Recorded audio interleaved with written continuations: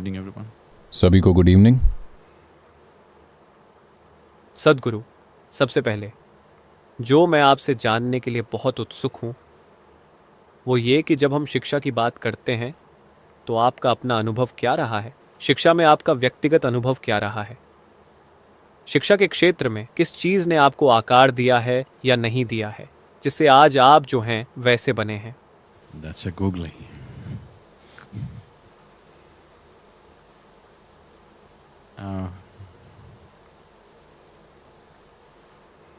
यहाँ बच्चे नहीं हैं तो लगता है मैं शेयर कर सकता हूँ।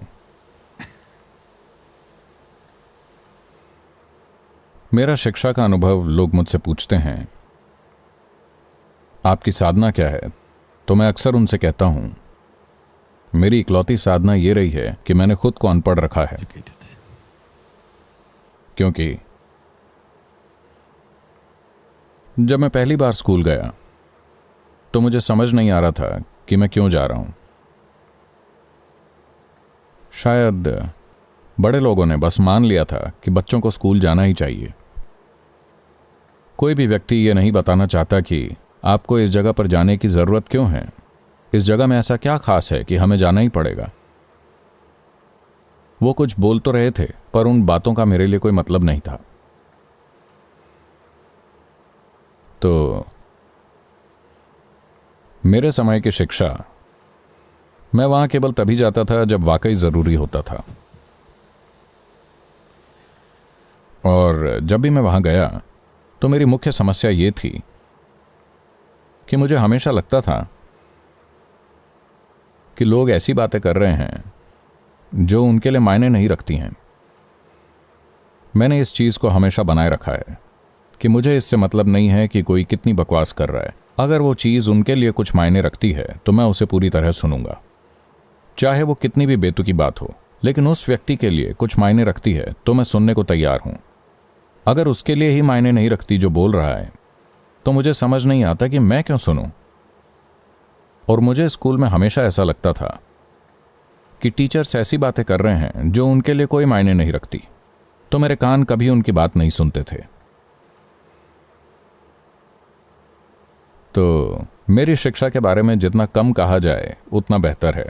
और जब मैं लगभग 17 साल का था मैंने फैसला किया कि मैं अपने आप को शिक्षित करूंगा, क्योंकि कॉलेज जाने का कोई मतलब नहीं बनता था। और ये आज की तरह नहीं था। ये सबैटिकल का विचार और ये वो नहीं होता था। आप डॉक्टर बनने की दौड़ में होते थे, अगर नहीं बन पाते तो आप इंजीनियर बन जाते हैं। केवल यही दो विकल्प आपके पास होते थे। तो जब मैंने पास किया तब इसे पीयूसी कहा जाता था, 12वीं कक्षा को। और मैंने कहा मैं कॉलेज नहीं जा रहा हूं। परिवार में जो भयानक प्रतिक्रिया हुई वो अविश्वसनीय था। फिर मैंने सोचा ठीक है, अच्छा होता अगर मैं फेल हो जाता, क्योंकि मैं पास हो गया और कह रहा हूं कि मैं यूनिवर्सिटी नहीं जा रहा। इससे इतनी हैरानी और ऐसा लगा जैसे परिवार में कोई त्रासदी आ गई हो।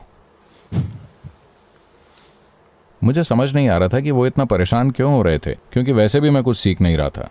मैं बस आ जा रहा था और बस पासिंग मार्क्स लेकर आगे बढ़ रहा था। तो ये 1 साल मैंने कॉलेज की, जानते हैं मैसूर यूनिवर्सिटी में एक बहुत अच्छी लाइब्रेरी है, मैंने अपना पूरा 1 साल वहां बिताया। Every day when the library opened at 9 o'clock in the morning, I was there. They closed at 8 in the evening. They had to push me out.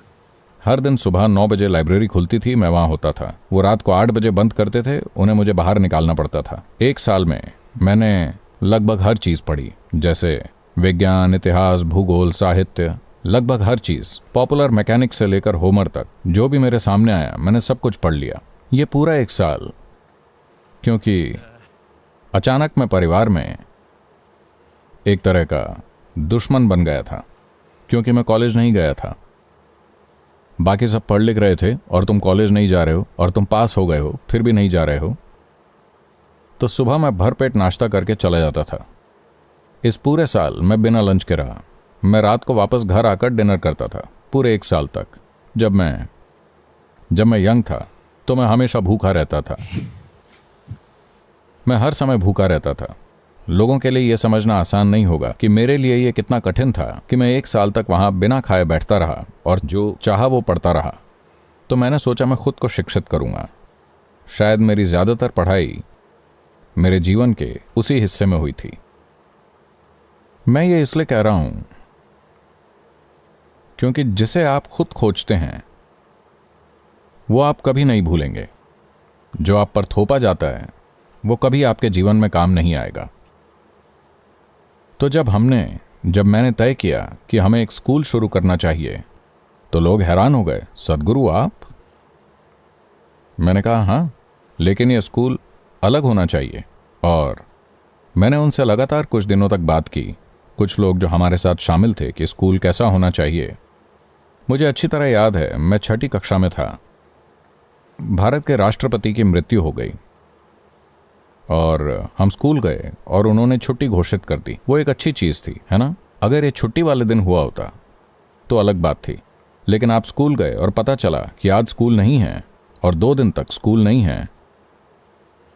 तो हम बाहर बैठे और यूं ही चर्चा कर रहे थे और हमने सोचा कि अगर प्रधानमंत्री मरते हैं तो क्या होगा, अगर मुख्यमंत्री मरते हैं तो क्या होगा। हमने सचमुच पूरे कैबिनेट को मार डाला। हमें कितनी छुट्टियां मिलेंगी इस साल? तो स्कूल इतनी भयानक जगह क्यों बन गई है? जिस तरह से हम इसे चला रहे हैं उसमें कुछ गलत है, क्योंकि शिक्षा, मेरा मतलब हम लोगों को क्यों शिक्षित कर रहे हैं उसे भी देखना चाहिए। वो कहीं ज्यादा गहन चीज है, लेकिन मूल रूप से जब हम शिक्षा देते हैं, शिक्षा प्रणाली का अंतिम छोर वो एक मानवीय पहलू है। अगर वो मानवीय पहलू गायब है तो मुझे नहीं लगता कि कोई बच्चा वहां बैठकर किसी की ऐसी बातों को सुनेगा जो खुद बोलने वाले के लिए ही कोई मायने नहीं रखती। क्योंकि माता पिता उन पर दबाव डालते हैं, अगर तुम स्कूल नहीं जाओगे तो अपनी आजीविका नहीं चला पाओगे, तुम्हारे साथ ये होगा वो होगा, अगर तुम स्कूल जाओगे तो मैं तुम्हें अमेरिका भेज दूंगा। ये सब बकवास बातें। खुद को वाकई शिक्षित करने के लिए नहीं जाते। तो जब हमने ये स्कूल शुरू किया, तो जब मैंने उनसे बात की कि स्कूल कैसा होना चाहिए, तो हमारे टीचर्स ने कहा, सदगुरु ये एक बड़ा विजन है, लेकिन ये कैसे जाने कि हम इसे पूरा भी कर रहे हैं। मैंने कहा, देखिए ये एक आवासीय स्कूल है। मैंने कहा 4 महीने वो हमारे साथ रहते हैं।